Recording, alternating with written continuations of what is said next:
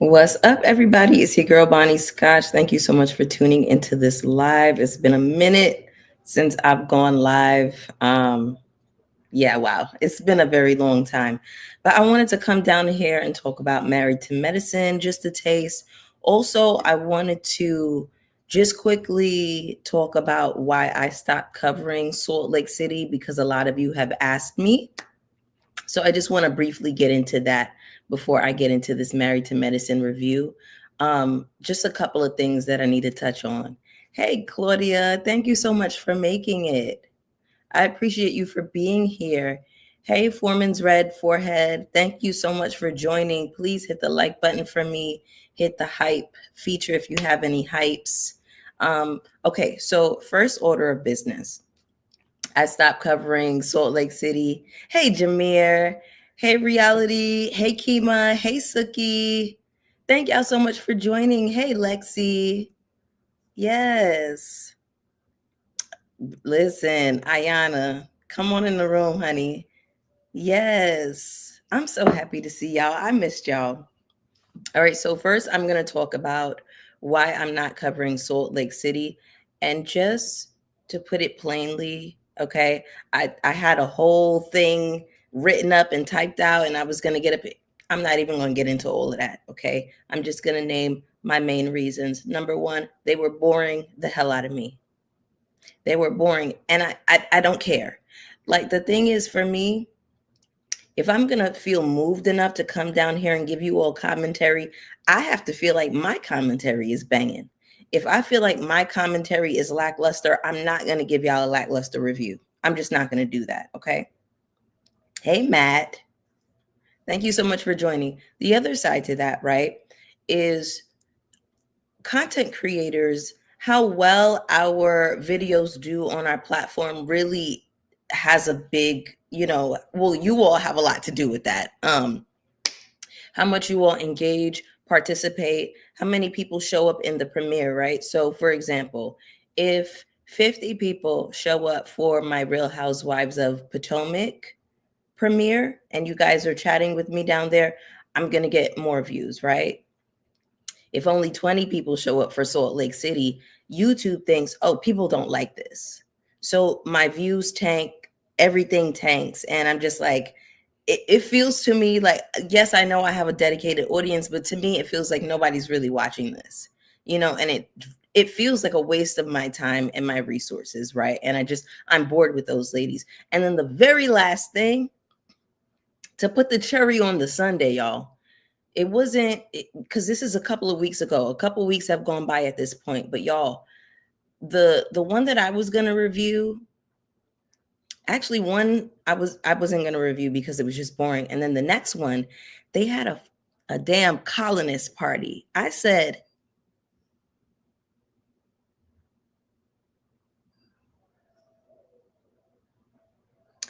and here I am about to compliment Bronwyn on what a great ally she is to the queer community. Is she an ally to niggas? Where were niggas in 1773 when the Boston Tea Party happened? Quickly.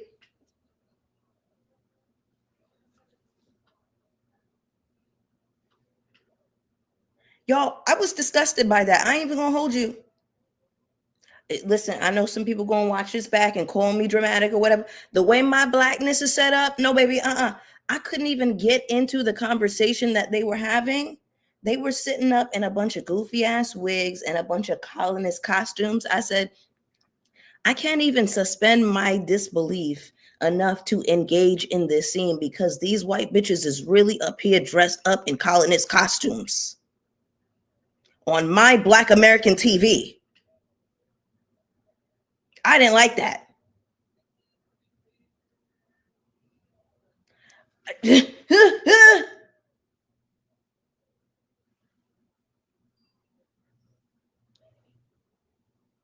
I'm just saying, like, as a black person, as a nigga, I was not feeling that.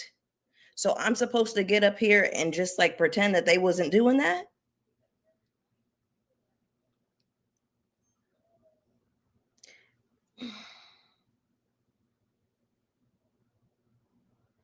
And then for Mary to get up there and throw on the wig and sit up there. Baby, you could not have paid me to be anywhere near that set on that day.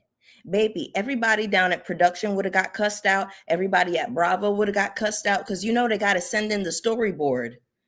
At the end, they have to do a write up on what the episode was about. Everybody would have got cussed the fuck out fucking with me.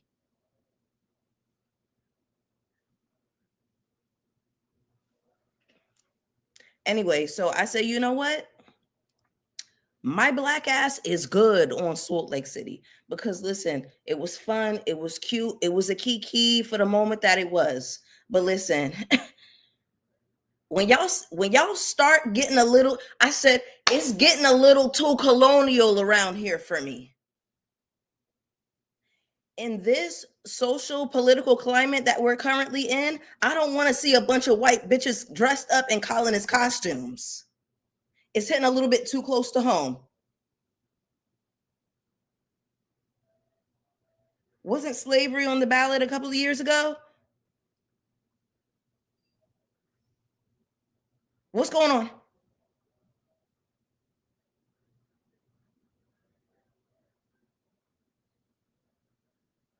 Yeah.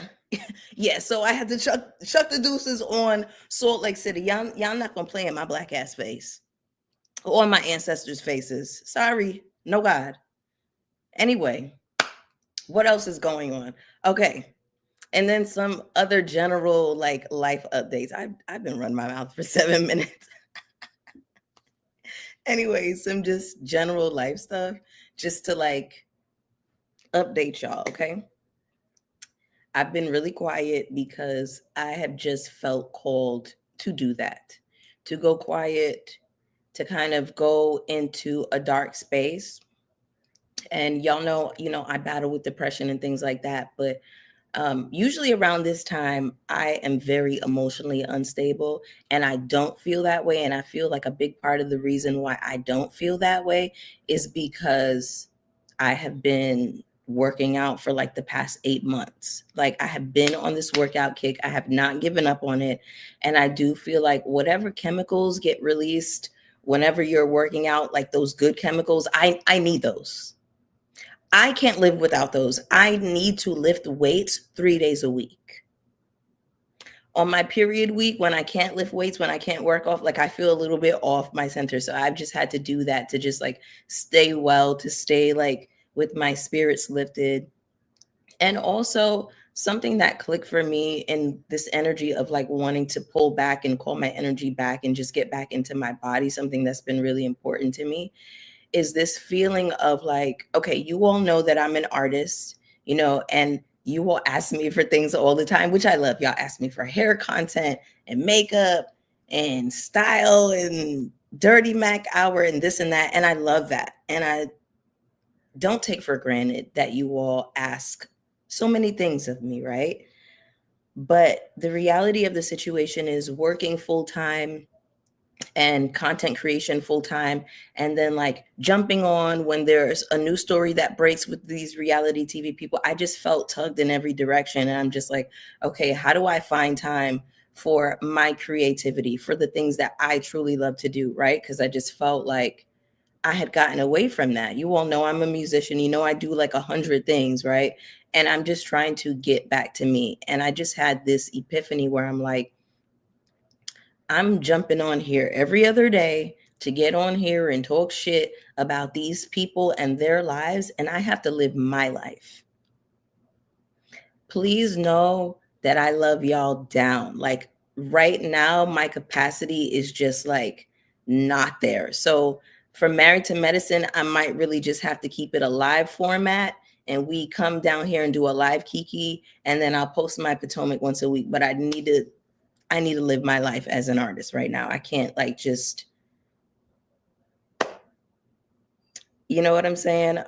What else? Also, I just wanted to say thank you to all of Scotch Gang. That means everybody who watches, everybody who's a member, anybody who drops super chats, cash apps, what all of you, everybody who supports me, shares everything like that has grown my channel so much over these past couple of years. Um, how can I say it without giving away too much? Let's just say this. I have been able to invest in myself as an artist with the help of you all. And I don't want to get emotional. I feel like I might get emotional talking about this, but I have some dreams and visions for myself, and I was able to invest in a piece of equipment that I've wanted for a very, very long time. And I have you all to thank for that. So yeah, ooh, yeah, I don't want to talk about it too much, but eventually I'll update you all on what's going on with that. But it's just meant so much to me to be able to have that quiet time to learn this equipment and get to know it and just kind of get lost in that, and like get lost in something and become obsessed with something as an artist. Like I needed that spark. I need that to live. Like, you know what I'm saying? Like I can't do without it. And with the memberships and all of your help and everything like that, I've been able to, you know, pour back into myself. So eventually I'll roll those things out to y'all, but I just wanted to let y'all know like how seriously grateful I am. Like seriously, like I just my life is changing so much like in the background, and I can't talk about it just yet, but I'm just oh oh I want to get emotional. But yeah, I just wanted to say thank y'all for that again. So with all of that being said, let me just go ahead and get into this Married to Medicine review. I did get a new member. Thank you so much, BioMiss Flores, for joining the membership. It is a cup of coffee every month if you would like to support. Thank you so much. Seriously, from the bottom of my heart, like to be able to pull back and rest and do what I need to do as an artist and still have you all show up for me and support me. Like you don't know what that means. So I'm gonna just go ahead and get into the review. Yeah. Anyway. Yes. Thank you, Biomiss. Thank you, babe. I appreciate you. Ugh. Y'all gonna make me cry. All right. I love y'all. I love y'all so much. Thank you. All right. Let's go ahead and get into Married to Medicine. Okay. So I'm really curious as to how y'all are feeling about the new girls. I think that they're cool. I like Brandy. I like Angel so far, and I like Mimi. I think that Angel looks like Janelle Monáe. Like every time I see her, I'm like, is she kin to Janelle Monáe? Like she looks just like her to me. They have the same face to me. Um, I didn't like how Jackie basically called Brandy Benzino a couple of episodes ago. Like, why'd you tell that lady that her neck was big? Jackie is so out of control. She's out of order. I'm just trying to like play catch up from the past episodes. Heavenly is not, well, her son is not talking to her. Which I can see Heavenly being hell in her household and somebody not wanting to fuck with her. I can see that. Um, I like them. Sometimes they seem like friends of, but in a good way. Yeah, they're giving me friend of. Listen, when I tell you, Jackie has such a dark spirit. She really does. Why would she say that? Why would she tell a lady she had a big neck? I don't know. I just find her to be a very ridiculous person. And she does it under the guise of like she's trying to be helpful. You're trying to be shady. You're trying to be shady. Anyway, so let's get into officially Married to Medicine season 12, episode 3. Okay. Um, all right. So Contessa is throwing this player's ball for her birthday. Now, I want y'all to catch how she told Toya something to the effect of she's throwing it and she would have wanted somebody else to throw it for her. Just passive aggressively saying that she wished that Scott had did this. Okay.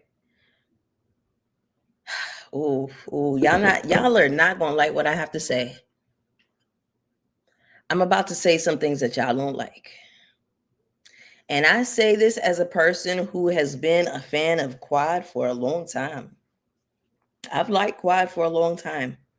But Quad, what you are showing me with this man, with King, is a motherfucking fool. It's a fool, girl. It's a fool. What am I drinking? This is a tequila punch. And this is from there is this Jamaican gentleman that I saw at my local liquor store, and he was giving out samples, and I really liked what he had. He had two. He had like a rum punch and a tequila one, but I like the tequila one better. So since that day, like it was like sometime this summer, I've been supporting him. Like I'll go to the liquor store and get his tequila punch. It's like, his own brand or whatever, and a Jamaican guy, and it's fab. But yeah. Anyway, Quad, please find some. It's right here. Yeah. Oh, you're good. And okay, so like I said, y'all not gonna like what I have to say about Quad, okay, and her man. I'm right there with you, girl. Quad is forcing this baby issue, and that man is not on the same page. All right, let's go ahead and get into it. Can we have an honest conversation about this? She hugged him, and he looked annoyed. He was sitting down there eating, whatever he was eating. She went to go greet him. He looked annoyed. He didn't even bother to like wrap his arm around her. I said, okay, that's the first sign. Body language. Okay. Then she's joking about how he's eating all the food out the fridge. I don't play that. Like, don't eat up all of a woman's food out of her fridge. Don't drink up all her juice drink. None of that as a man. What are you contributing? And I feel like as a man, you need to get up and go make yourself a sandwich. Get a frozen dinner, cook something, like have enough so that everybody can eat. You can't just be eating all of the food out of the house.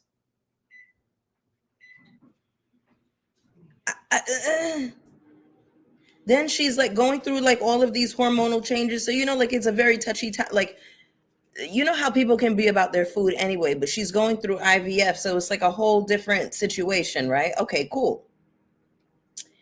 Then he tells her that she needs to take a shot because her hormones have her all up and down. So, okay. I don't like the way he said that. I don't like that. Because I can't tell if he's like being funny or if he, like, sometimes, men are like, oh, are you on your period right now? Like, they like to do that whole thing. And she's like, yeah, well, I feel like I've been crying a little bit more, girl. You were already a crier. Quad already kind of runs on the emotional side. So just imagine how it is with her taking these hormones or whatever. We know the struggle that Shamia was going through when she was on Real Housewives of Atlanta. You're all over the place.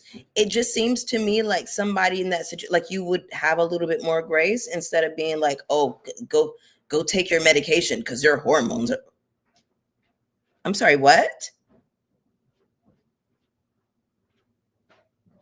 Y'all, that man don't like her. King don't like her. Y'all, listen. So Dr. Jackie is her GYN. She's her OBGYN, okay? We already know how Jackie feels about, not being able to have children. I feel like Jackie's jealousy and her nasty spirit would rub off on Quad. And just considering all of the things that they have been through just as castmates, Jackie wouldn't be anywhere near my vagina. Do you understand me? If anybody would be my OBGYN, it would definitely be Simone. Now, with the games that Simone and Quad play, I wouldn't do that between them. But I'm saying just me as a woman, if I had to choose between Jackie and Simone, it would be Simone all day. I like Simone's bedside manner. I don't think that Jackie has any, and I think she has a nasty spirit, right? So there's that thing. I just feel like when there's like a situation where somebody could potentially be evil eyeing you, that's something you would want to stay away from. Like, why would she be your GY? Like, is no other GYNs? You know how she feels about not having children herself. Like, this is a sore spot for her. That's weird. That's weird to me.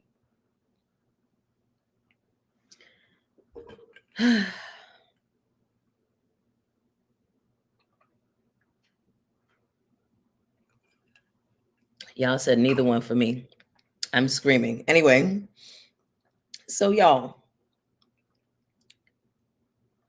King says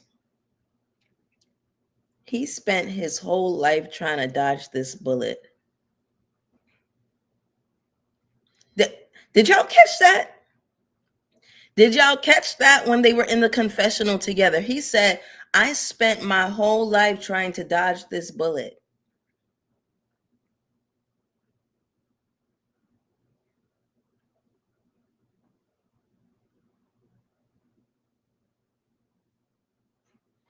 And you are actively trying to have a child for this man? Quad is what, in her she's like 45, right? Putting your body through this high risk pregnancy. And can I just sidebar a little bit? Because here's how I've always felt about pregnancy. I didn't grow up with, the patriarchy chip, right? So I didn't grow up with this idea, this concept that, a man was going to do everything or pay for everything, or, I was going to grow up and be a married woman. Like, I didn't grow up with this. I didn't have a dream wedding planned. It wasn't about that for me. It was about like self-actualizing and like being my own woman. Like, I always had a vision of who I would be, and none of that had anything to do with kids or a husband, right? Anytime I saw myself having children or entertaining the idea, it was always in relation to who I may have been in a relationship with at that time, right? And to be honest with you, I would feel like how much I want to have that child really depends on how much the father in question is going to participate. Now, before y'all start typing fast and tell me that it's patriarchy, no, baby. Two become one to make a child.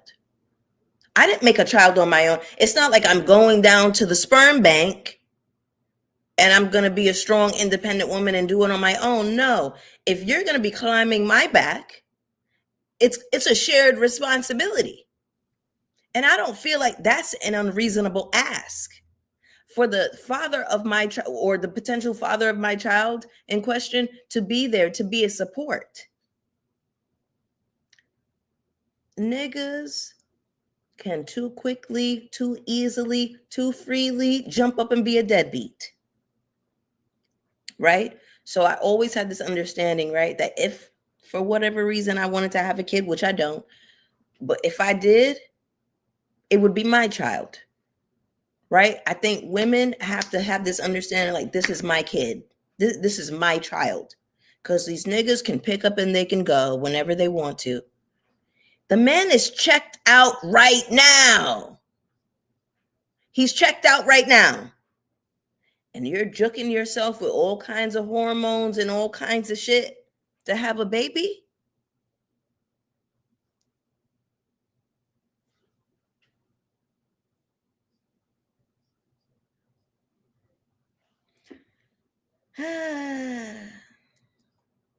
Y'all endure too much motherfucking stress just to say you got a man.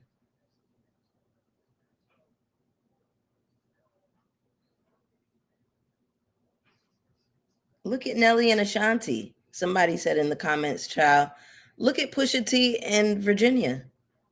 He said to her on Instagram the other day, he was like, listen, thank you for having my second baby. And thank you for understanding that I'm never going to do none of that shit that y'all do. I'm never going to change no diapers or wake up in the middle of the night. I said, oh,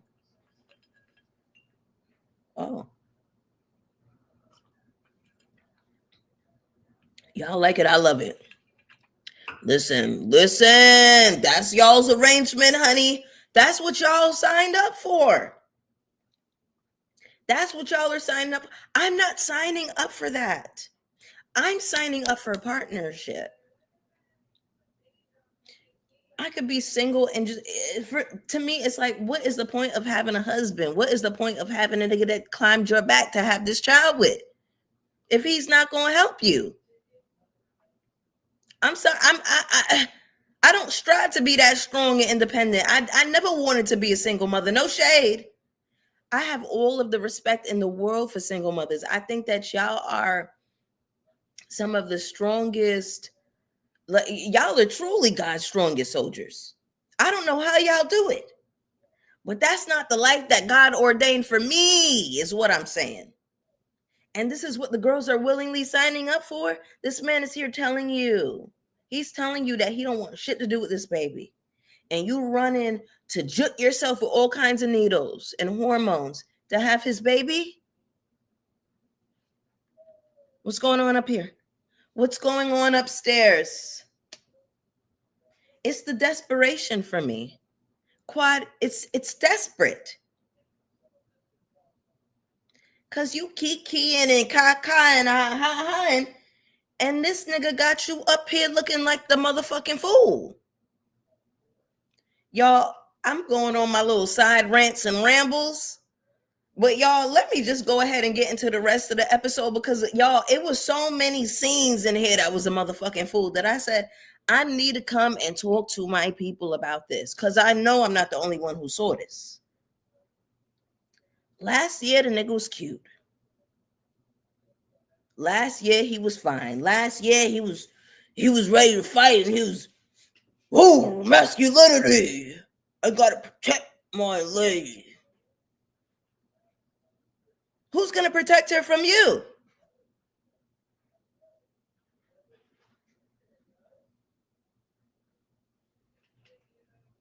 Girl, let me just go ahead and get back into my notes, honey, because girl, anyway, he says he spent his whole life trying to dodge a bullet.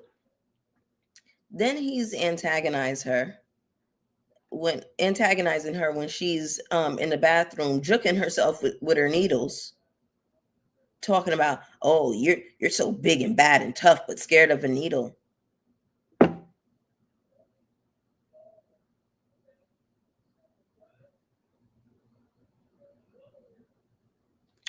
Okay.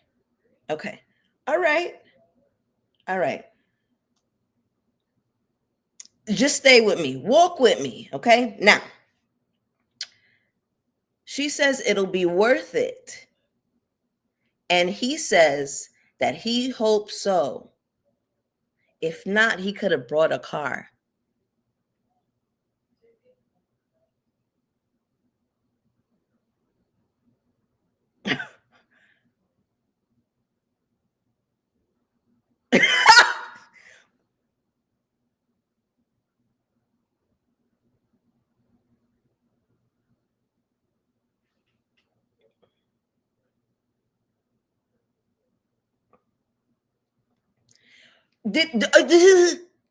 We all watched the same episode, right? I'm not the only one who heard that.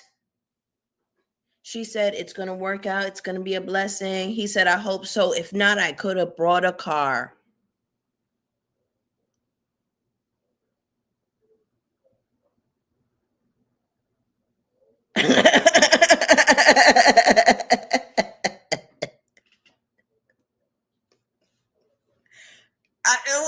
What do you want? I can't make this shit up. Okay. Anyway. Now, remember last year when she brought this man to us in the very first episode, had to be the first or second episode last year when I've covered Married to Medicine. I said, Quad, you need to slow down. Quad, you need to slow down, because what do you know about this man to know that you want to have his child already? She was already talking about kids way back then. And way back then, I felt like she needed to slow down. So now she's in the process fully. You're about to be a single mother. That's your baby. As long as you're good with it, okay? I don't want to hear the crying and the hollering and the stressing and when his ass gets up and leave you, or I hear about some cheating scandal or whatever it is, because you see how this nigga's acting and you are choosing to ignore it. You're choosing to ignore it, quiet.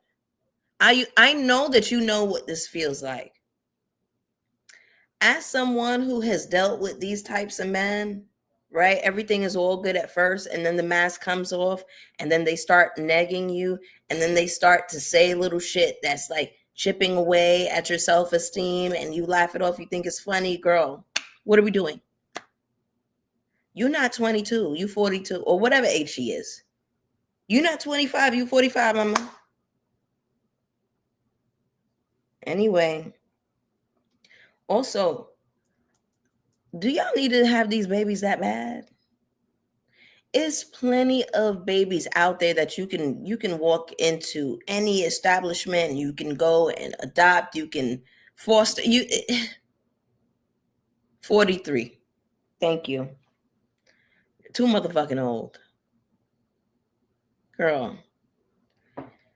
Anyway, you can tell she's embarrassed in these confessionals when he opens his mouth. I'm like, girl, you have him here to prove a point. I would not fault you or be mad at you if you popped up the next episode and he was like, yeah, me and him are done. I would applaud you. You would get a standing ovation from me.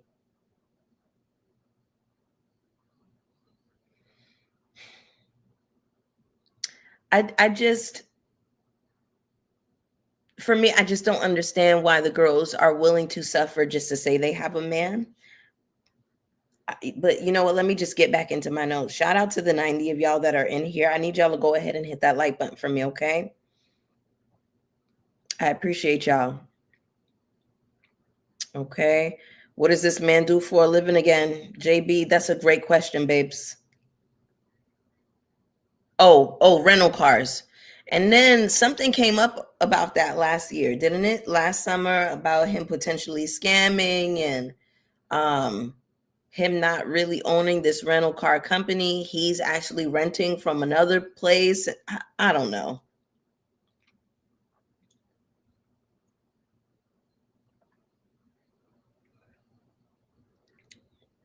We can't want better for the girls than they want for themselves. That's just the reality. Oh, this is Biomis. I was coming to make this point actually. Not about the baby, but something in this neighborhood. So you didn't, thank you for the super chat, by the way. I appreciate you, babe.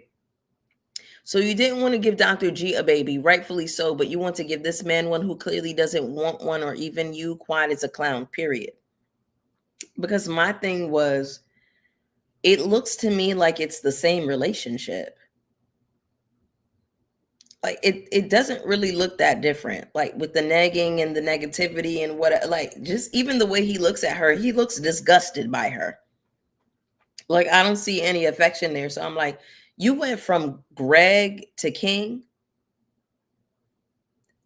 The only real upgrade rather, was looks. And can I be honest with y'all? When men act like that, I don't look at them like they fine or sexy. Like King was just okay to me. Like he wasn't ugly. He wasn't like whatever. Like he don't make my heart stop or nothing like that. But he's an attractive guy, right? But as much as I can say, like, oh yeah, I think he's attractive, when they start acting ugly like that, I don't see them as attractive anymore. So I'm looking at this man and he just looks like, I don't want to I don't want to say that. I don't want to say that. I'm not going to say that. But y'all get what I'm saying? Like when they act like that, they just don't be sexy to me no more. It's like the behavior. I'm just very grossed out. I do think she is romanticizing it, for sure. But King is just the average homosexual, baby. This the one for me. This the one. Like, what? And the thing is like, I'm not gonna go down that road in my mind. Let me just get back into my notes, child. Let me get back into my notes. All right. So, excuse me. All right. I have here. So you went from Greg to another dismissive, nagging man who don't want you. Quad, this is a fool. And I think you staying with him is you trying to prove a point. That's literally what I wrote before you typed it. Biomiss. Crazy. Anyway. So then we got Contessa pulling Brandy over with unsolicited advice about her marriage. This whole thing of, well, how long have you guys been married? She's like 10 years. And she's like, well, don't ever tell your man, no, I got it, if he offers you things. Contessa, she didn't ask you for marriage advice. She ain't ask you that. From where I'm sitting, from how I'm looking at it, Brandy is good.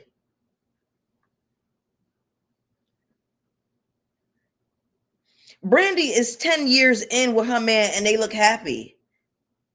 And they got a bunch of kids over there. They look happy. And her man is cute. He's a cutie. Like, he has like a good face. I was like, oh, he's cute. And Brandy is very pretty. But I'm like, girl, you are very much projecting your situation onto this lady. That ain't got nothing to do with her.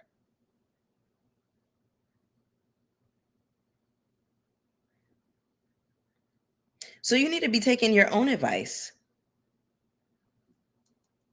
You need to be talking to Scott.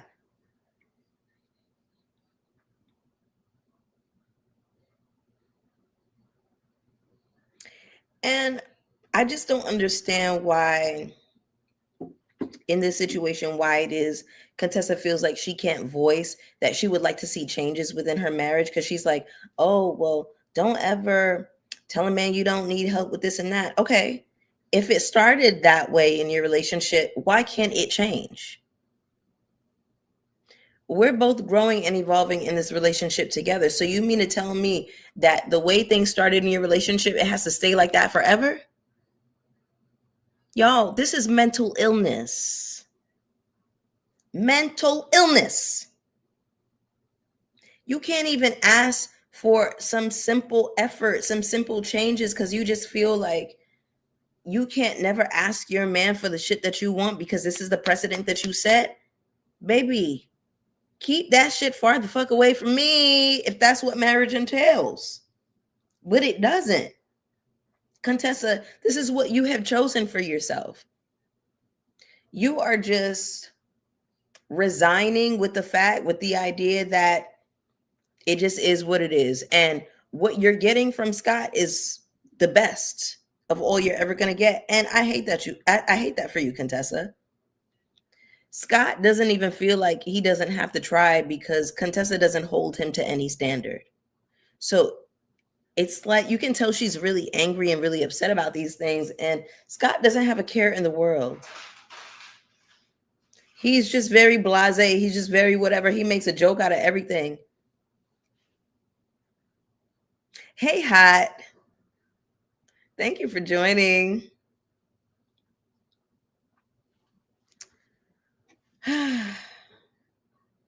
This is a damn mess, y'all. But yeah, I'm saying here people usually voice the changes that they would like to see from their partner, and their partner accommodates them. It's not a, well, this is just how it is. That's crazy. Like, how do you just get stuck in whatever dynamic it's always been? How are you growing as a couple? What the fuck? But I bet if Scott has needs that he wants met, you're bending over backwards. You become a gymnast and an acrobatic to meet his needs. This is why women die sooner in marriages and men live longer. It's marriages like this.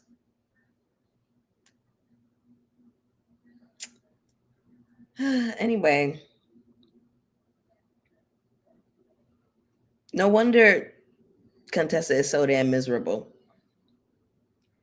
Now, at Contessa's party, y'all, the first look that she came out with the silver and the white fur coat, that is hands down the best I've ever seen Contessa look ever. Period. Point blank.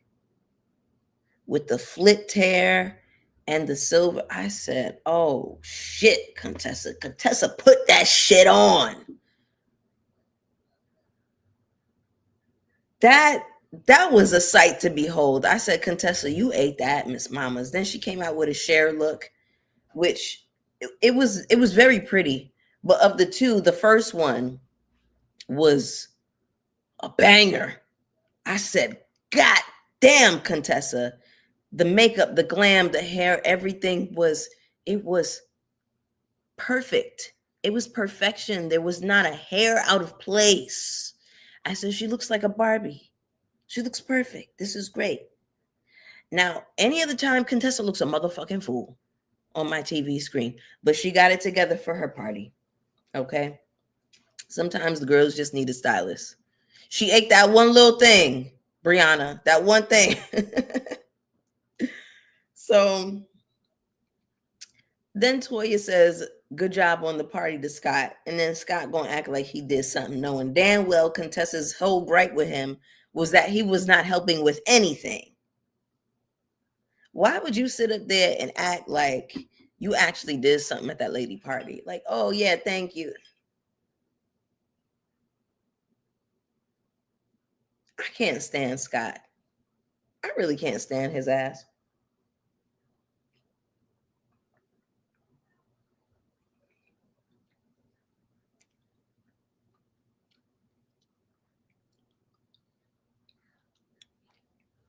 Thank you so much, Priestley TV.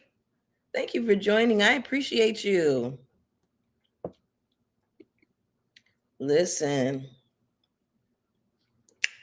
Contessa used to be so ambitious and now she seems depleted. That man is sucking the life force out of her. This is usually how that happens. This is like the perfect example of like what energy vampirism looks like.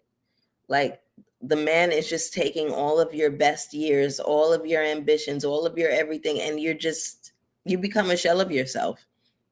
Your needs are never met. You're always in this like, and this is a problem with Simone too that we're going to get into. I can't wait to get into Simone, but we are seeing an example here of women who are so used to moving from a space of masculinity, right? Because when we talk about masculine energy and feminine energy, I'm not talking about man and woman. It has nothing to do with gender. I'm just talking about the energy itself. Masculine energy is that hustle, get up and go. It's the muscle energy, right? It's the type of energy where you got to get up and go and get the money. You got to get up. Feminine energy is receptive. Things are coming to you. Things are flowing towards you, right? So a perfect example of this, or how, that was how I learned it in African traditional religions, ATRs. Masculine energy is going to get up and go, and then the feminine energy is going to pull things into it, right? So like a businesswoman, she can sit at her table and like she's gonna attract the customers to her. Whereas like masculine energy, like it's gonna go out there and go get the money. It's gonna be like selling stuff out the trunk. Like that's the way that I think about it, right? The muscle versus like the brains and organization. These women have to be both. They have to be the organization and the muscle. Now listen to me. Listen to me. I don't want y'all to start rolling y'all eyes and typing fast, right? But usually we hear all of these situations about how women are emasculating men and whatever. We never hear these these situations, these scenarios about how the men are defeminizing the women. Hello, let's wake that one up. Pulling these women out of their femininity. These men are defeminizing their women. Hello? Okay, let me get back into these notes. Go ahead and hit the like button for me, y'all. Okay.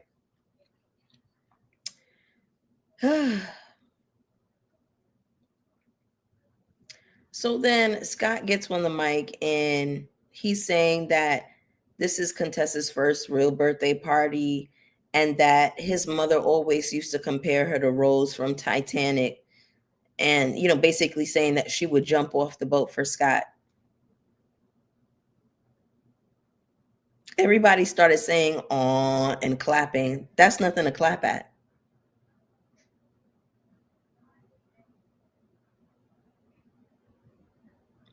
Like, what? Sometimes when people say things, you have to unpack what they're really saying. To me, Scott's mom was calling Contessa a stupid bitch.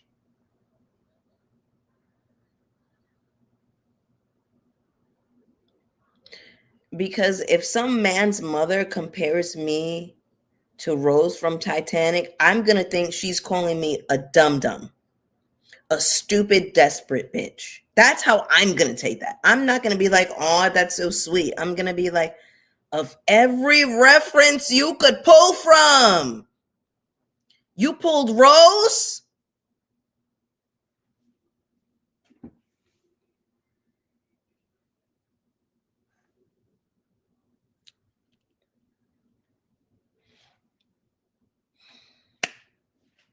Rose. Rose from the Titanic.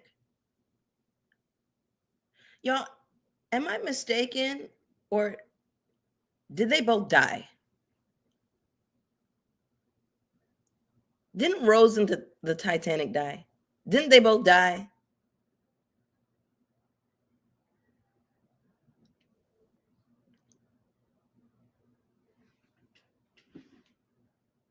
Oh, Jack died. Rose lived until the end and then she died. Oh, okay, okay, okay. So she lived to tell the story, but she endured a lot of trauma from what I remember. I remember she was like on the on the door, whatever, trying to hold on to Jack, and then he slipped into the water.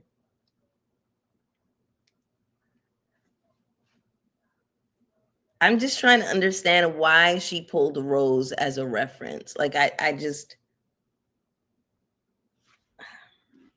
all right. Let me move on from that. I don't want to harp on that too much. Okay, we have bigger fish to fry. But what? Hey, JC, thank you so much for joining. I'm confused. I thought Rose let him die at the end. That's how I felt too, because I was just like, when I watched Titanic, I always felt like, was there no room for him to like get onto the whatever she was with? Like, I don't know. I don't know. We're not even gonna get into that. It don't even matter. To live, she's gonna have to let that marriage.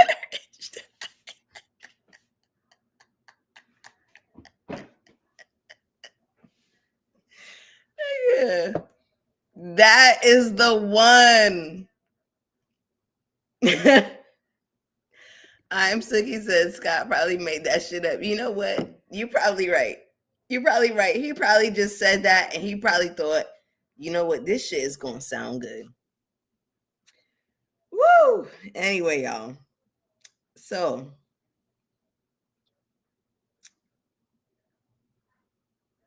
then you got Quad in her confessional saying, why do the girls have to um wait, what? I'm sorry. Sometimes I dictate my notes into my phone and I don't think like it understands like nigga speak. So I think it be trying to autocorrect as I speak. And anyway, let me just try to parse what it said. Why do these girls all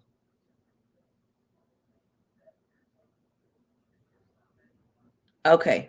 So Quad is essentially saying, why does the struggle in relationship have to be glorified? Why does it always have to be about struggle? And why is it okay to compare her to Rose and whatever?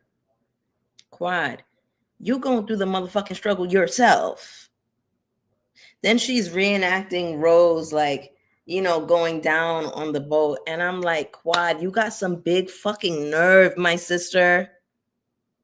You got big fucking nerve. That man is dragging you, negging you, eroding your self-esteem. You got that struggle love too. Ain't nobody trying to see that shit. Quad, you think you got it going on like that?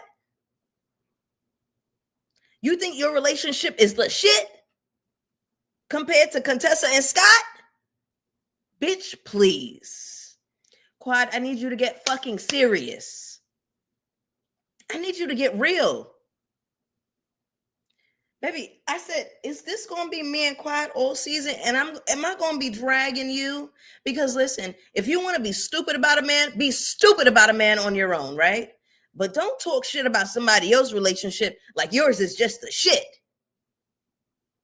Because your relationship ain't shit from what I can see, Miss Thing. So you might want to pipe down a taste and take it easy. The fuck?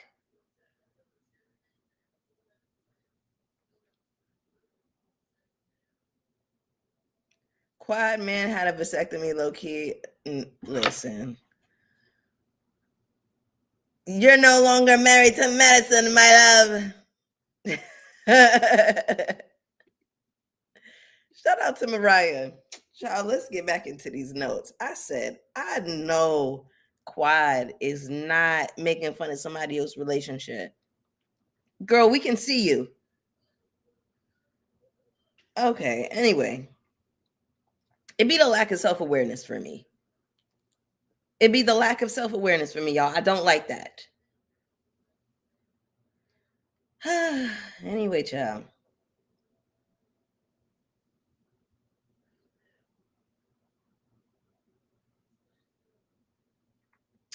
So the ladies go outside and they're having a conversation, and Contessa is complaining about, it's been 20 years and he can't be bothered to give her what she asked for. Then Simone is going to say that on her first Mother's Day that Cecil couldn't even be bothered to get her a card. So what the fuck did he get you? If he didn't get you so much as a card, what did he get you? Because if you ask me, if he just came in with a card, that wouldn't have been enough.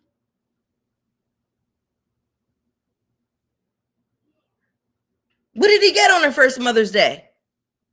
Did she say? No. She said he didn't even get her a card. Roses are $5.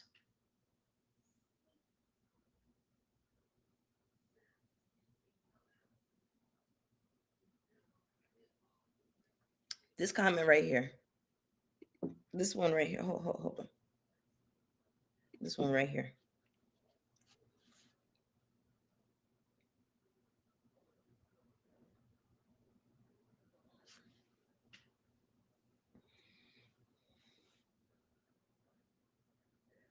Simone will divorce him, but she don't want to have to pay him no alimony.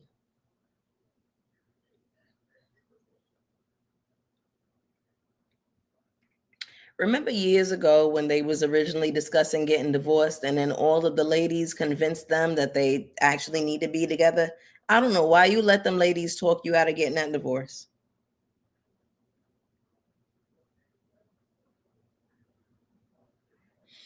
Now, back then, I didn't think about the fact that Simone would have to pay alimony. So, Monique, in this situation, you're right. She might as well stay married to the nigga, because I hate to say it, but between Mary J. Blige and Kelly Clarkson and Candy Sugar Mama Burris and who else? All of the other women who have to pay alimony to these men. I just don't understand what the appeal is.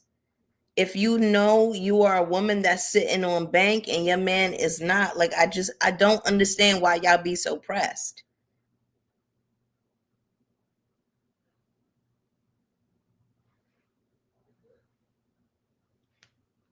Hey Jay, thank you so much for joining. That's a new name I haven't seen down here. Welcome. Thank y'all so much for joining. And please hit the like button for me. Ciao. Sherry Shepherd, that's another one right there. Thank you, Ariel. I said, y'all gonna get enough of marrying these broke niggas.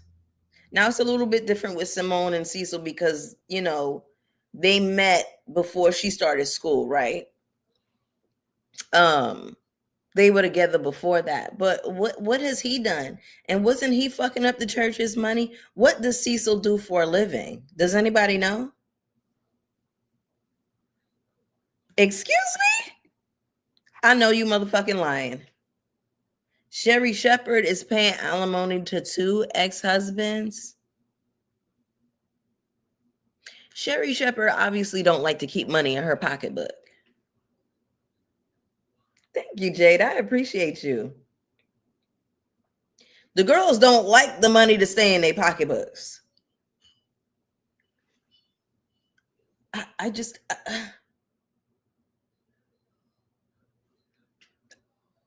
I'm speechless. I'm gagged.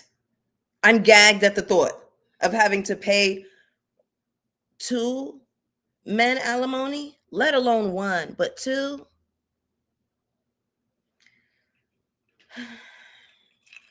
I ain't letting no man named Cecil wear me out, child.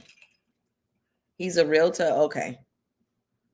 Okay, well, where the houses he be selling then?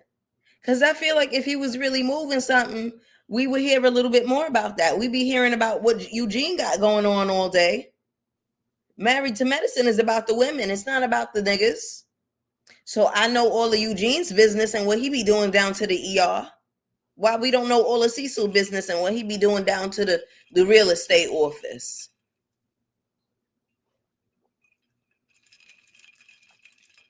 He ain't selling no damn houses. He ain't selling a motherfucking thing. Shit. Selling no damn house. Child. Listen, Brianna, we about to get there, honey. We about to get there, child. Anyway, so Contessa gets mad because the ladies start talking about Scott. And she's saying, well, this is the best party that they've ever been to. Why would they want to talk about him? Mind you, Contessa has been lamenting about Scott to anybody who would listen. Toya, she took it to Brandy. You have complained about this man to everybody in this circle. And now that they're talking about him and talking about how ain't shit he is and how useless and how worthless he is. You know how Caribbeans say worthless? They say whatless. It's who whatless.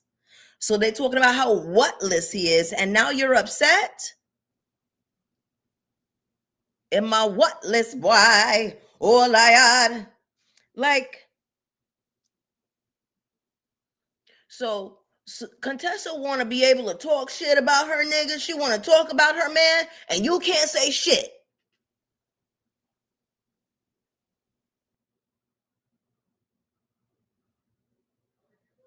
Girl, Contessa will have to get the fuck about my face. No shade. Like, those kinds of friends are the ones where you have to tell them, like, sister, I love you. I love you down. When it's time to ride at dawn, call me. But I don't want to hear nothing else about this nigga. Because if I can't voice my opinion without you getting upset, why are you telling me this?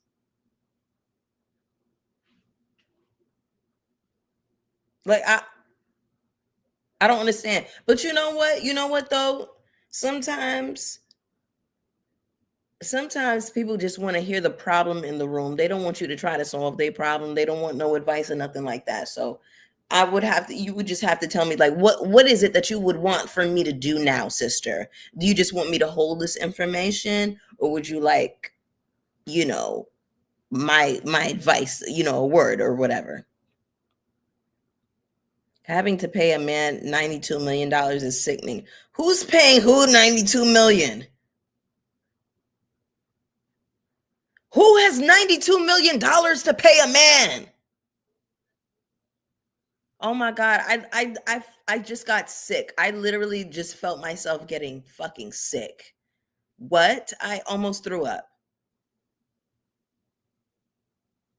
Oh my God. Let me Okay, let me go back up to Jameer's comment. She's nice in person.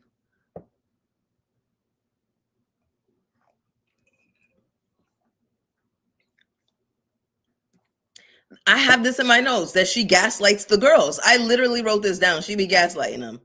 Madonna? Bitch. Madonna had to pay $92 million to Guy Ritchie?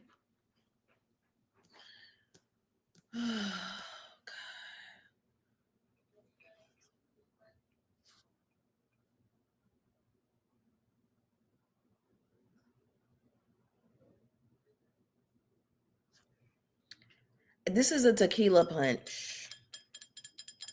I got it from my local liquor store. There was a Jamaican guy who was selling, like, he makes his own, but he bottles it, like it's a manufactured thing. But anyway, he was giving out samples, and I had the tequila punch. He also has a rum punch, and I've been supporting him ever since.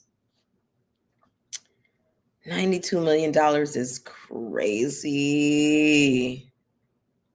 That's crazy because Guy Ritchie had his own money. That's how that would appear to me, but I don't really know that much about him, child.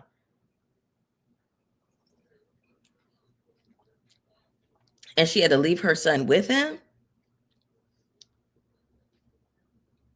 No, wait, y'all. The $121 million was Adele. Yo, the girls is paying real fucking bank. Bank! I can't. I'm getting sick just talking about it. Let's get off of that, y'all. All right, so Contessa gets mad because the ladies start talking about Scott. She's like, this is the best party that they've ever been to. Why would they want to talk about him? Mind you, she talking greasy about the nigga to anybody who will listen. Yolanda, this the one right here for me. Ain't nothing nobody could tell me about being single. It's too much like negative press about being single. That's propaganda. That's propaganda. Okay. Anyway. So again, you're supposed to just listen to Contessa. You're not supposed to say nothing when she talking about her man. Okay, just listen. So now we get to this scene with Simone and Cecil going over to their son's house. First of all, why the fuck do they always look so damn raggedy and musty and unkempt? Y'all niggas couldn't go to the damn barbershop and get some haircuts? You know your mother's filming. Why the fuck y'all look like that? Y'all always look like some dirty basement mongrels. They always look like bums. They always look like they just rolled the fuck up out the bed. Why they can't never brush their hair? Why they can't never look like something? What the fuck is this?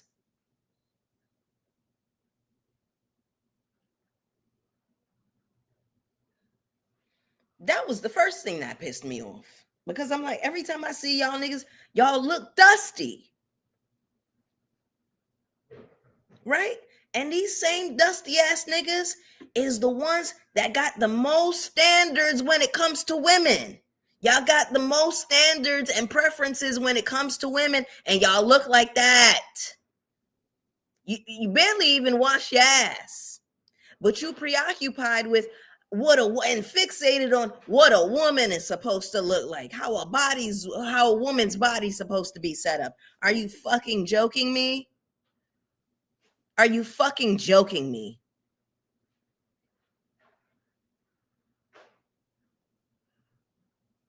Get an exfoliating glove and go and scrub your face and scrub your body. Because I know it's 10 layers of dead skin sitting on top of y'all's faces. Wouldn't no child of mine come on TV looking like that? Have some damn pride in yourself. Have some motherfucking decency. That's the first thing.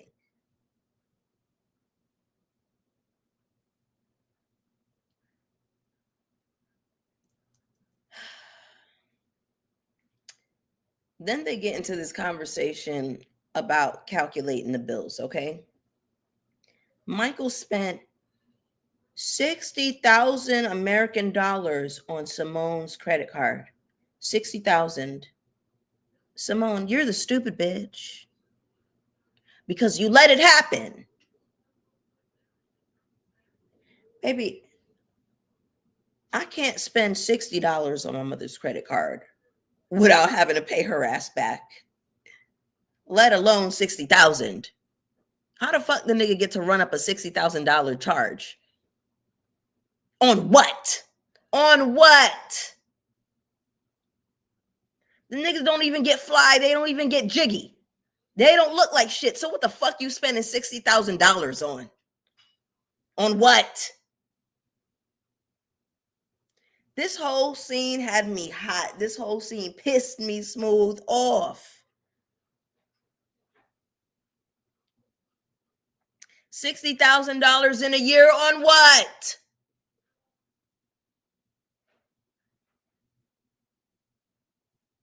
And you look like bums.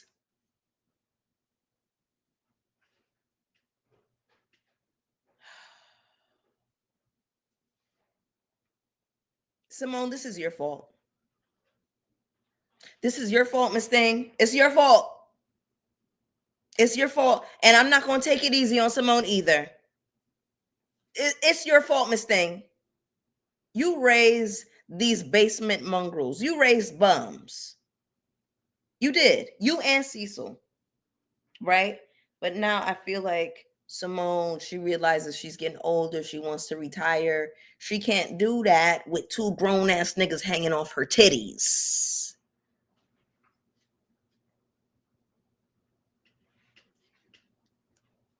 This is not even my family. This is not my circumstance, and I'm pissed off.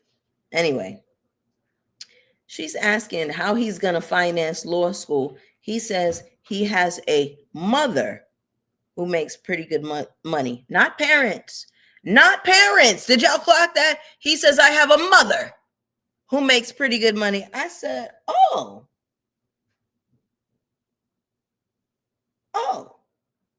So he's down in her pocketbook. But there's lint in Cecil's wallet. That's why he didn't say parent.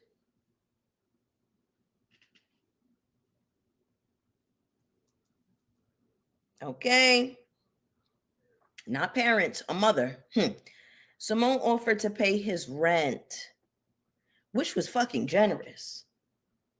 Your mother offered to pay your fucking rent in your condo, and you're still sitting up here acting like an entitled, whiny little bitch boy?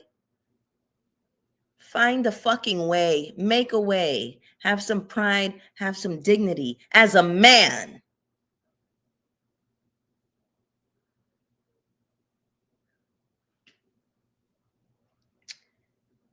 Simone offered to pay his rent, which I found to be extremely generous. That is like the most ideal situation. You know where you gonna lay your head at night? It's like, all right, man, I'm gonna hustle. I'm gonna pop some pussy for these scholarships. I'm gonna apply here and there. I'm gonna figure it out. Like, my rent is paid. I ain't got shit to worry about. Like, you know how many people would love that type of setup, and you sitting up here fucking complaining, skinning up your fucking face, your body language, you turning your body, you talking about you don't want to talk about this anymore. Are you fucking serious? I wanted to slap the dog shit out of him. Who the fuck are you talking to? Talking about you done with this conversation. You're done with the conversation? Says who? You don't pay no motherfucking bills. You don't get to say when some shit is done, nigga. The fuck you think this is?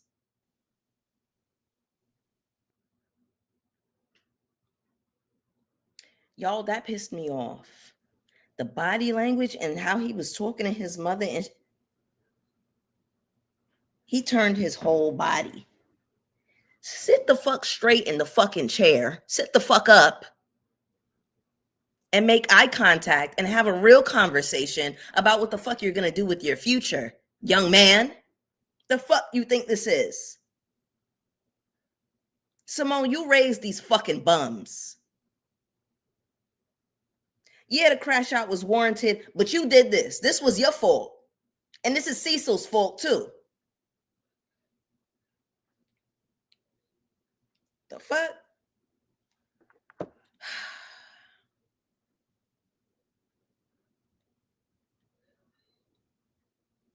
Simone says she got scholarships and loans to pay for college. He said, well, your mom wasn't able to do for you what you can do for me.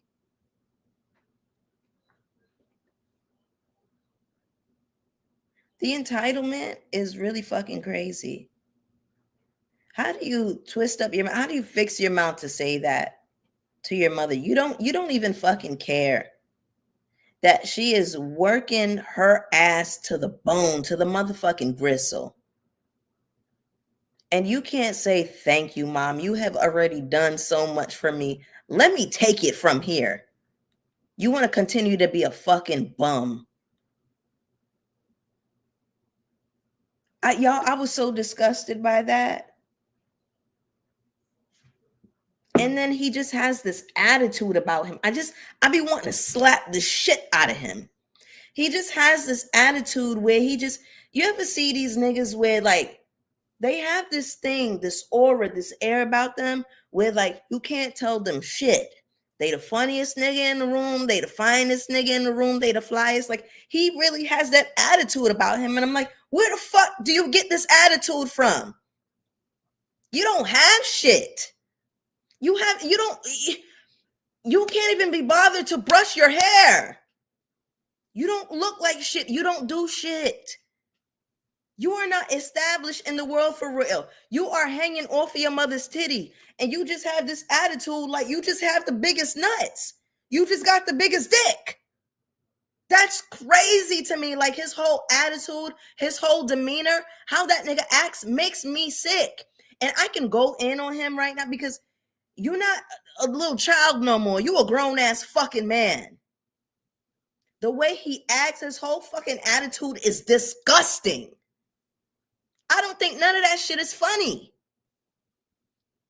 I am disgusted.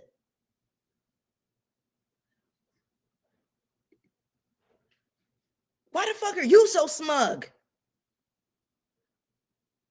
What the fuck? And what's his name? I can't remember who's older, who's younger, whatever. The one without the glasses, the light skinned one. You're so fucking smug for what, my nigga? Like you really think you would have done or something? Yo, I really be looking at this boy like,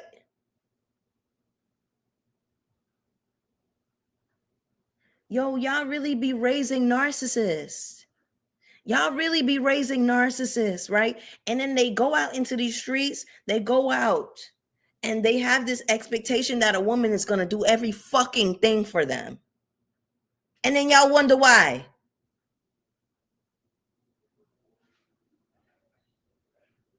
Thank you so much for the super chat, Rish. All these guys bully Simone from the dads to the sons.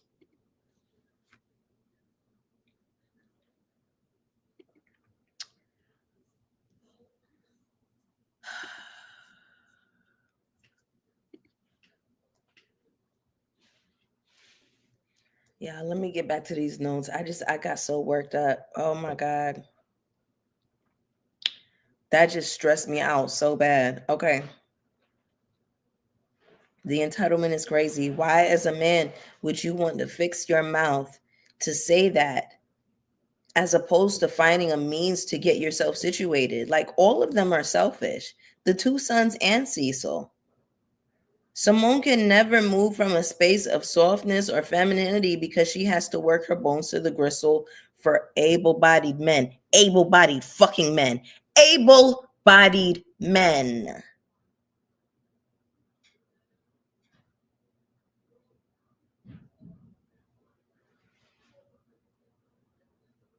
Able bodied men. Men.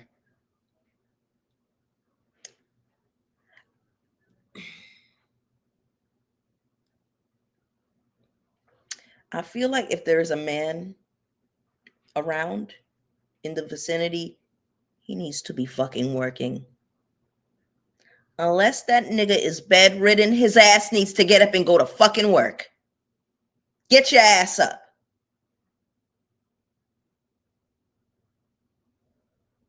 The fuck?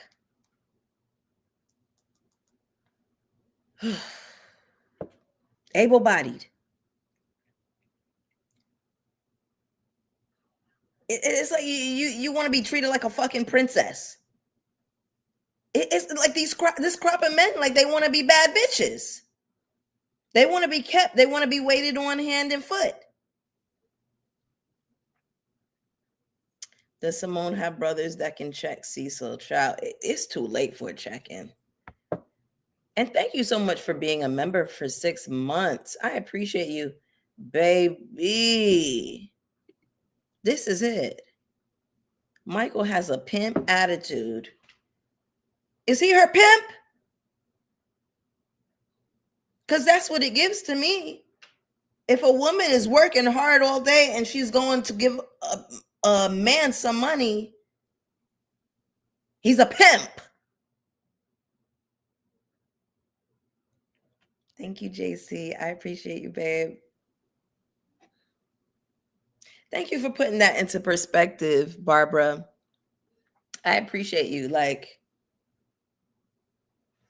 girl, ooh, that makes my nerves so bad. Because when you put it like that, for real, like, that's what it is. That's what it is. Like, these are your pimps.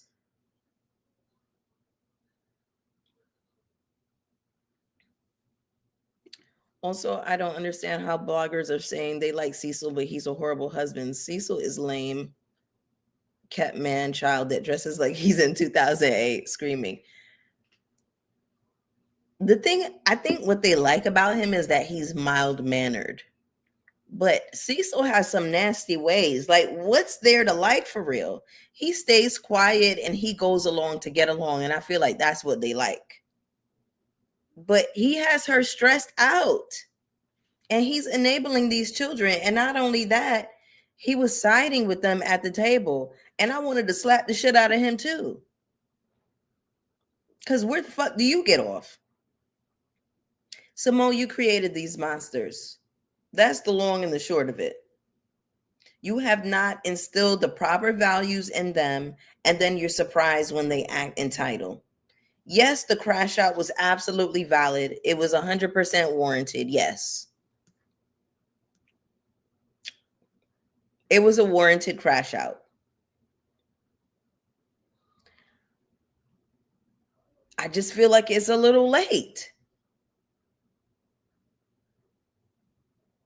It's just a little bit late for that. You know what I'm saying? He says, what about all of the rich white kids whose parents pay for them and they're millionaires? Yes, but they have rich parents and you have a rich mother. You see the difference? He said, what about all of the rich white kids whose parents? Just minutes ago, you said, I have a mother who can blah, blah, blah. So it's not the same.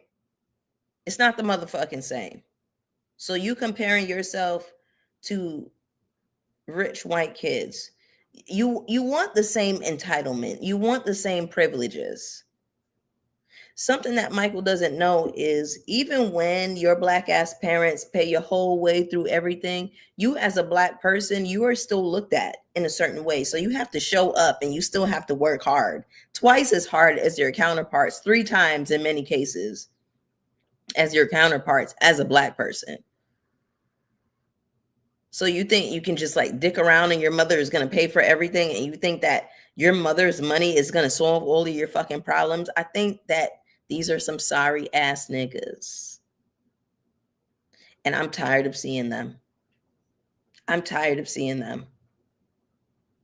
Like, this stressed me out so bad. Like, on one hand, it's like I want to feel bad for Simone, but can I really? No. You enabled this behavior. You have not instilled any values in them as young men, because I just feel like I've seen young men around their ages who move a certain way about their family, about their mother. Like, mm-mm, no, no, no, absolutely not. Cecil chimes in to say that Miles is right and that they are blessed. Who's blessing them, motherfucker? Not you. They're blessed because of Simone. You ain't got shit to do with it. He says we're in a situation where we can help. Who is we? This woman is trying to work her way towards retirement. Then the son says he's done talking about this. Y'all, I wanted to slap fire out of him. Do you understand me? You're done talking about this? Who the fuck are you talking to? You don't get to say when we're done, nigga, you don't got no fucking money. You don't pay no fucking bills around here. Like, what?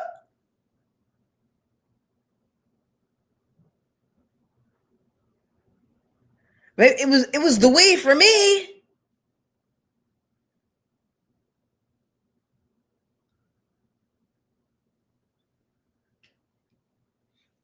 Yes, I couldn't remember exactly what situation it was, India, but I remember Cecil was fucking up the church's money.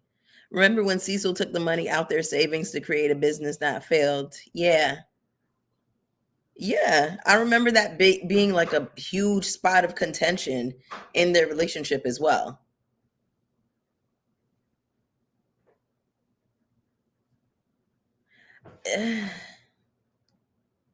Cuz my thing is like, don't be stupid with the money. He said that they didn't speak for 2 weeks after that. I'm sure Simone bought that Tesla to get back in good graces with her son who is using her. Wow. Wow.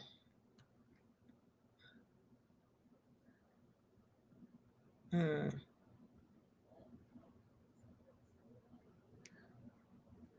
Then has an issue when she bought the Maserati. Yep. Yep. I remember that. Listen. Nat, that's what I'm trying to understand. What the fuck did he spend $60,000 on? Because he don't look like shit, right? Men, usually when they get a little bit of access to the money, like they have this thing where they want to try to impress the bitches. They want to look good. They want to smell good. They want to like look jiggy and fly. And they want to, it don't give that. You like a fucking bum. I hope they don't get no pussy. I hope whatever little girls was watching this and probably entertaining them talking, they saw this sorry ass shit and they're staying far away from these niggas. No shade. But the one with glasses, the darker one, I don't want to say this. I shouldn't say this.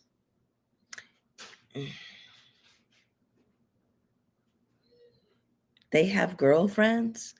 They have girlfriends. Are they white? Are they white women? Because that's the only thing that would make sense to me. You want me to say it? Okay. I think the darker one is the older one. He gives me like he ain't all there. He gives me he's a little off. He's a little touched.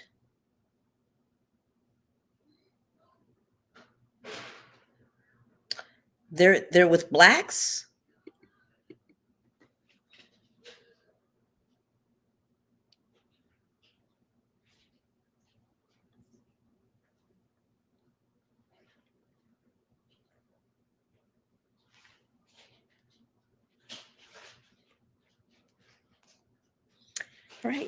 All right, y'all. I ain't gonna say nothing else about it. I ain't gonna say nothing else about it because you know what? Y'all are not gonna cancel me.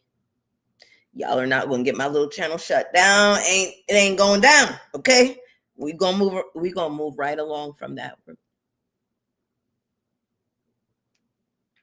Okay.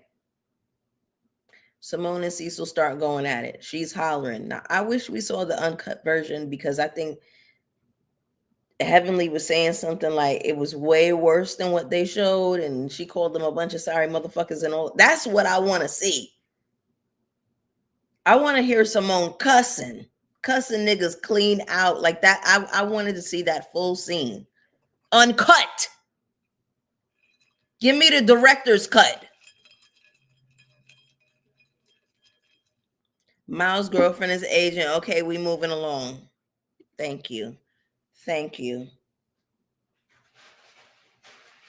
Because that's what it gave for me. That's what it gives for me. It gives me they would be with white women or other.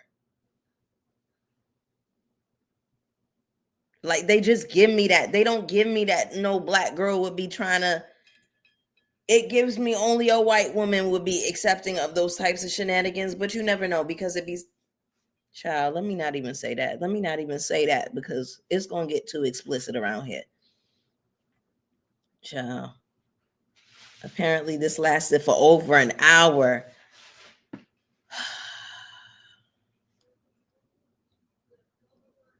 And that makes me sad. That makes me sad.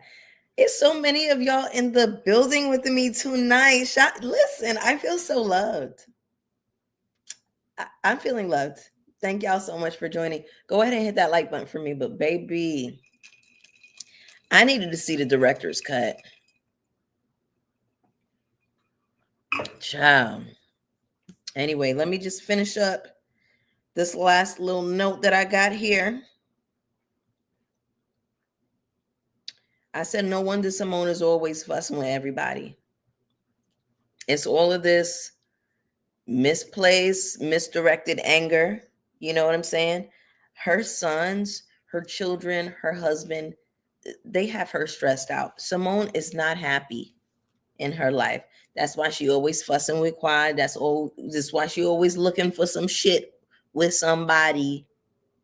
She's not happy in her life. She's not happy in her marriage. I get it. I get it. But girl, you got to do something about that.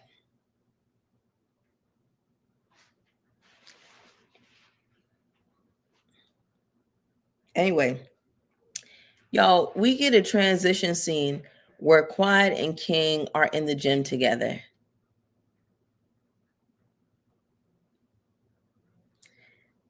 King asks Quad if she's trying to reverse her big back.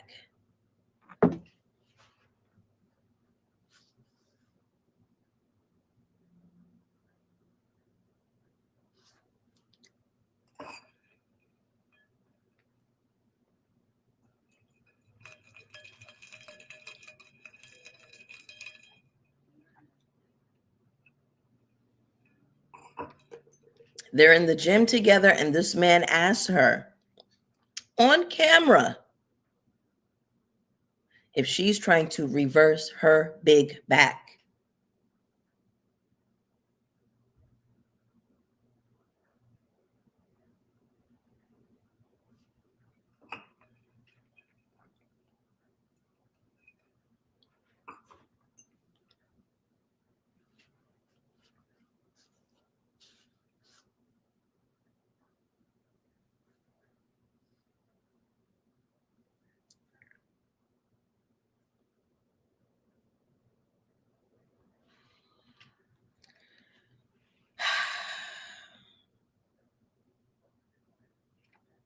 I said, not this man picking apart her physical appearance. He's negging her. That is textbook negging. Okay. Now, I have experienced this kind of negging in relationships in my 20s, right? And then I became hip to the pattern. I came to understand what negging actually is. And so I was able to catch it, you know, in real time as it happens. Hold on, y'all. Because I just don't feel right if my lip liner is not correct.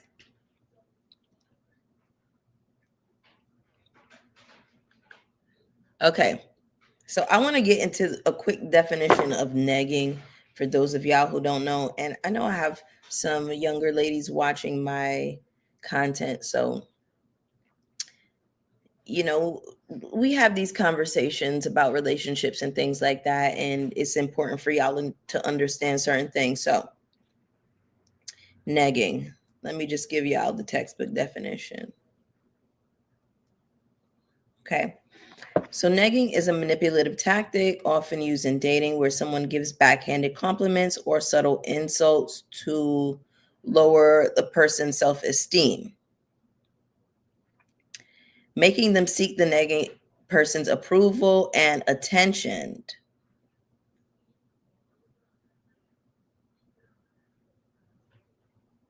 Signs of negging include backhanded compliments, disguised criticism, you'd be prettier if blah, blah, blah, constant comparisons to others, dismissing your feelings, one upping your stories, and making you feel insecure or unsure after interactions, all designed to subtly lower your self esteem and make you seek their approval. You often feel bad, confused, or drained, questioning your own worth after talking to them. Okay. So that's negging, and it can show up in a myriad of ways. It's not just backhanded compliments.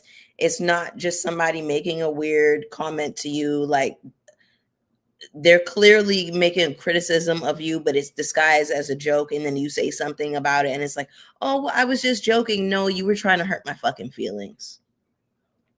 I don't believe that negging or treating people a certain way under the guise of joking. I don't believe that those types of dynamics should exist within friendships or within, intimate romantic situations. I just don't believe that. Like I just can't fathom a situation where like some man is like making comments like that about my body. And like women, we're already so touchy about our body, but it was painful to watch that because she laughed it off, but I'm like, Quad, you know that ain't right. Quad, you have to know that that shit is not okay. If he's doing that on camera, y'all, exactly, because it means you are jealous of me.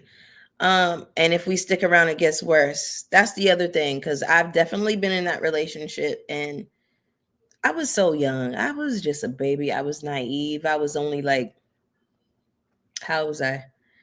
I think I was like 21. But I didn't know. I didn't know at that time. I was just a baby. And I didn't know that that constant criticism and like constant negging, like what that was actually doing to my self esteem. I had no idea. And then, because we're all like, walking around with our trauma. So you get into these relationships and they activate these parts of you or whatever like that, or they trigger certain sides of you. And then eventually you get to the point where you can pick up on your own pattern. You're like, okay, I have dated this type of person before. I see the pattern. I see the red flag. Let me go ahead and get up out of here. Right. You don't get it right the first time. You don't get it right your first, second, third relationship. You kind of got to go through it to like, you know? And sometimes you don't even know if you're like truly healed until you get into a new relationship. Because unfortunately, a lot of the times you can heal in therapy and, spend time with your friends and all of that. But to reconcile some of the trauma that we experience, like, you really have to be in relationship to another person to actually know, like, how do I react when I'm triggered by something? How do they like all of these things? So I kind of felt bad for Quad, but I'm like, Mama, you 45, 43, whatever it is. You too big for this. Your last marriage, this is what it sounded like. So what am I supposed to make of this now?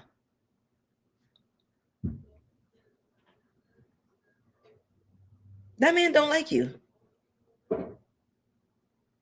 Real dudes don't disrespect for fun. Shelly? I didn't know what that noise was. I was just trying to figure out if Misha was coming up the stairs. She's grown and reminded me of Greg in that moment. And he reminded me of Greg in that moment. Yeah. Yeah.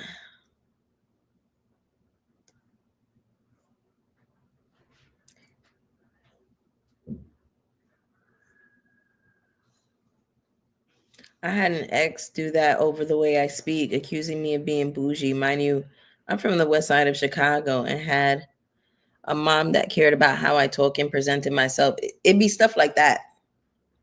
It'd be stuff like that, Corey. I was about to call you Carell because I know it shows up different, but yeah, it be stuff like that, like criticizing the way you speak, the way you look, like things that you can't really do anything about.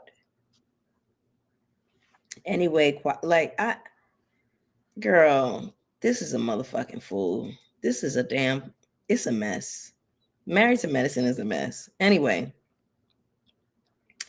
um, okay, so then we have the ladies getting together for Brandy's birthday dinner. She's turning 42. Her husband put it together for her.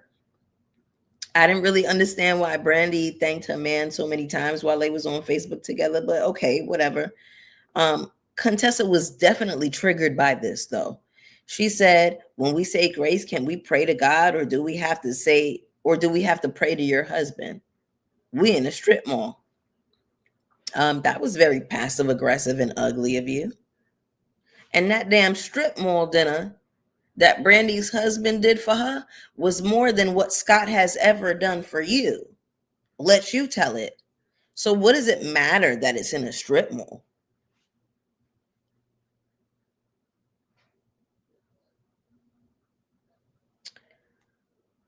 She pulls out a coin purse to insinuate that she's going to throw some money down on the table, like as if to say, like, here, let me throw some money at the situation because your husband is poor. He could have did a little bit something more for you, and if Scott did this for me, I wouldn't have liked it. You wouldn't know because Scott ain't never did shit for you. So how would you know what you do or don't like for a nigga that don't never do nothing for you? Period. How would you know? Anyway, Contessa says, what kind of friends focus on the negative? Contessa is a supreme gaslighter. She's a gaslighter. She said maybe in 30 years, he'll do what she wants him to do. And if she only focused on the negative, that she'd be single. Is being single the death sentence that the girls really make it out to be? Like, I just don't think it's really that bad. And I'm speaking as somebody who's been single for a while, single and happy. And that's not to say I don't go out and have fun. I definitely go out and have fun. I date. I do my thing. But I don't want a headache. I just don't feel like it's worth it for me to not have so many of my needs met just to say that I have a man.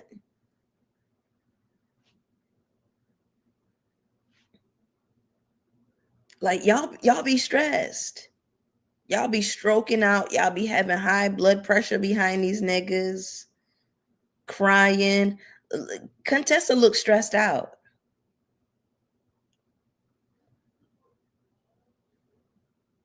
Contessa cleared her bank account, emptied her 401k to go half on a building with this man, and it's like the nigga can't even put together a little something for you at the Cheesecake Factory.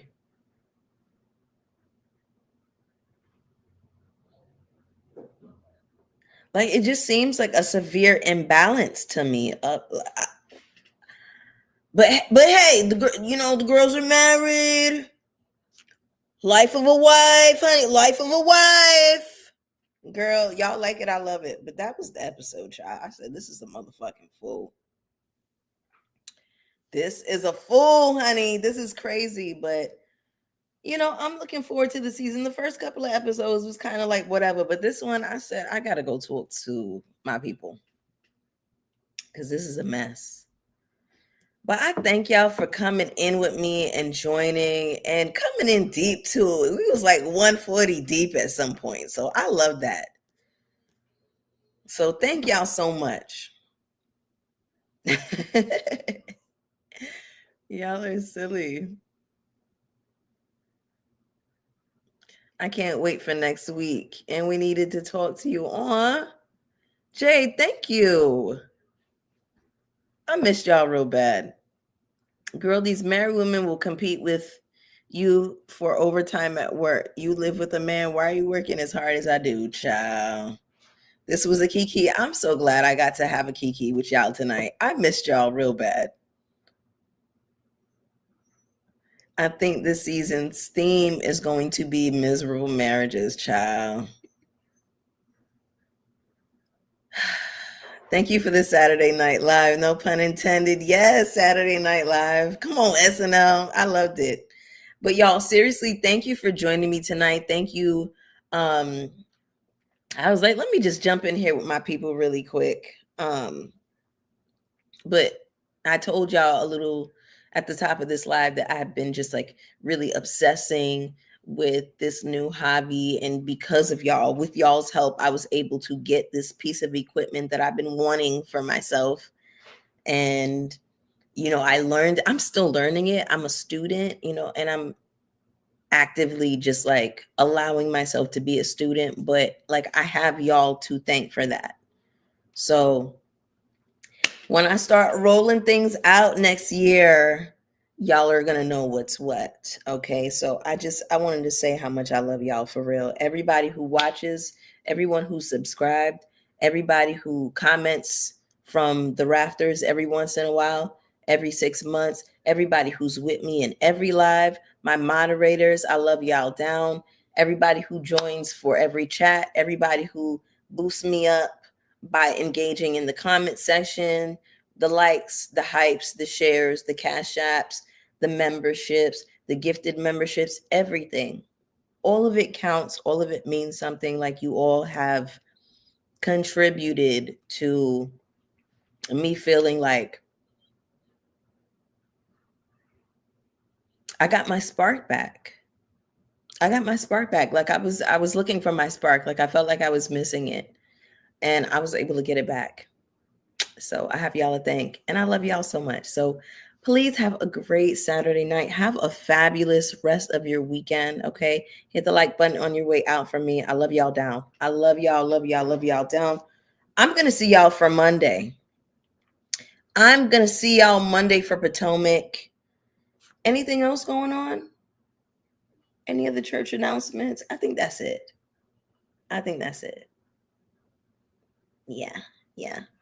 I love you too, Corey. Thank you, Be Wise. All right, y'all. Oh, shit. It is Christmas is next week as fuck. So Merry Christmas. So I'm gonna see y'all on the 22nd. Will I see y'all after that? I don't know. But I'm gonna see y'all on Monday for sure. I love y'all. Have a great weekend. Bye.